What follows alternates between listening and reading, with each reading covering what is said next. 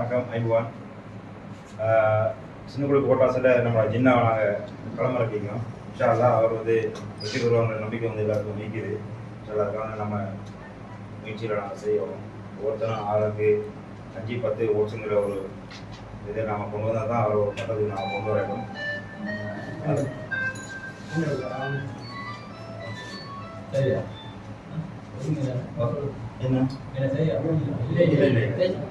அதோட ஜின்னா வந்து நிறைய வேலைத்திட்டங்கள் செஞ்சுக்கிறாரு. அரிசப்பிரிய எம்பியை வச்சு வந்து நிறைய வேலைத்திட்டங்கள் செஞ்சுக்கிறாரு. நாம கூட இந்த காலத்தில் ரெண்டு போன முறை வெள்ளத்துக்கு நாங்கள் வந்து அவரோட ஜேசிபியை கொண்டு வந்து ஃபுல்லாக நாங்கள் கிளியர் பண்ணது எல்லாருக்கும் தெரியும். சின்ன பிள்ளைங்க அவ்வளோ பேருக்கும் தெரியும். அதுபோல தான் அந்த தண்ணி வெள்ளம் ஓடிச்சு. போன முறை இதோட கூட மழைக்கு நாங்கள் மாட்டிட்டோம்.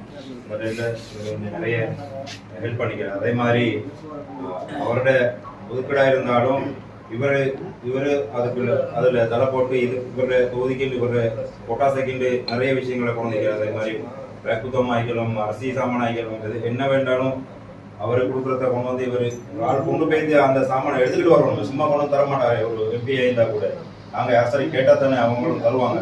அந்த விஷயத்தில் வந்து ஜின்னாவை பாராட்டணும். நிறைய விஷயங்களை அவர் செஞ்சுக்கிறாரு. அதே மாதிரி எத்தனையோ கவர்மெண்ட் சர்வெண்ட்டுக்கு வந்து ட்ரான்ஸ்ஃபர் விஷயம் செஞ்சு கொடுத்துக்கிறாரு. நாங்களாம் வந்து நாங்கள் நம்பி வந்து அவரை வந்து இந்த சின்னக்குழுக்கு பொட்டாசியில் வந்து நாங்கள் அவரை வந்து கொண்டு வரணுங்கிற ஒரு இதில் தான் நாங்கள் இருக்கிறோம். இன்ஷா அல்லாஹ் எல்லாரும் வந்து நாங்கள் முயற்சி பண்ணுவோம் அவர் கொண்டு வரத்துக்கு.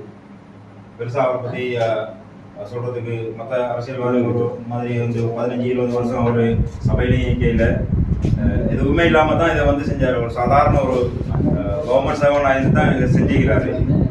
அதனால் இவர் இது மேலும் வந்து இவர் செய்வாருங்கிற நம்பிக்கையில் இருக்கிறோம்.